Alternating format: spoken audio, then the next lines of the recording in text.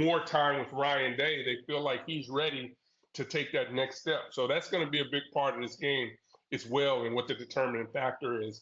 And they've got a new defensive coordinator as well, in Yeah. Matt Patricia. So they've got a lot going over there at Ohio State. But I'd say this: they're as ready as they can possibly be. Being the favorites at home, I think will be a big boost for them. But Arch Manning's going to have a lot to say about that. This is last chance you for Coach Patricia. If it don't work out here, you're done because I'm just here to tell you that pencil on a lemonade sheet, that don't work. That don't work. That don't seem to compute. Can't do that, bro. Can't That's write it hard to on it. do. You can't do that with a pencil, Griff. Yeah, I don't yeah, know you can't much. do it. I'm just from the South Side of Chicago. I don't know much, but I know that you can't write anything on a laminated sheet in a pencil. Yeah, that's a bit of a problem. But I'll tell you this: when I had a chance to spend some time and really watch him Yeah. work, I think what he's going to be able to bring to them defensively as a defensive coordinator, you know, he's a guy that the NFL is about matchups and putting not so much a system, but being able to match players up against the other team's best and putting them in tough positions. And he's got enough players over there. Sonny Styles is, a linebacker that is unreal. Just his ability. He's a converted safety, but now he's playing as an outside linebacker and can run, rush the passer. He can do it all. So to be able to move him around, and as we talked about Caleb Downs, being able to bring him down into the box, you don't know whether he's blitzing, whether he's running out. So it's going to be a fascinating matchup. It really is. Last thing, and I appreciate your time. What about this guy right here? Ah, what about Ben Johnson, head coach for the Chicago Bears? What about that man right there, Howard Griffith? Man. Because I know people are asking you, like, what do you think? And Yep. I just know that many are optimistic about where the Bears are headed. Yep. I've been in training camp, and Mm-hmm.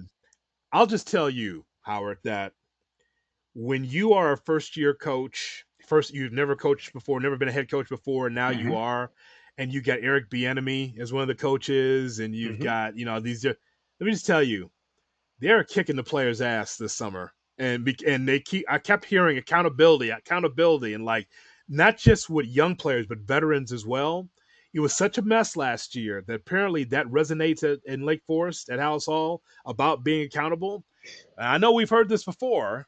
However, it just seems like it's a little bit more urgent now with Ben Johnson, this coaching staff. So, Yeah, what's and what's your what's your what's your gut feeling say? yeah, and don't forget about Randall L. It, Yeah, it is about it is about accountability. It really is, but it's also disturbing to me when I hear players say, "Man, he's a stickler for the little things, details." I'm saying, "What the hell y'all been doing? What were y'all doing the year before?" When because remember, everything we hear, Hoodie, from these players when they're doing their interview, it's what was said at the front of the room in the team meeting room, and also when they break into offense, and they whatever's being emphasized on the practice field and in meetings is regurgitated at the microphone by the players. Never fails. If you want to know what's being said by the head coach, but after you get past that part of, okay, well, what the hell were they doing last year? It's like, all right, well, all right, they're figuring it out. And the thing is, and the reason I bring up Randall Wells and you brought up the enemy, these are assistant coaches that aren't going to stand for any BS. If you're supposed to run that route at 11 and a half yards, 10 and a half yards, you better run it at 10 and a half yards. I don't care if you're the veteran making all the money, and I don't care if you're the undrafted free agent. This is what you better do. And the other side of this is, everyone understanding what the assignment is. And it's not going to be about freelancing and all of that stuff. You got to play within the system. And I think that's going to be the biggest challenge I see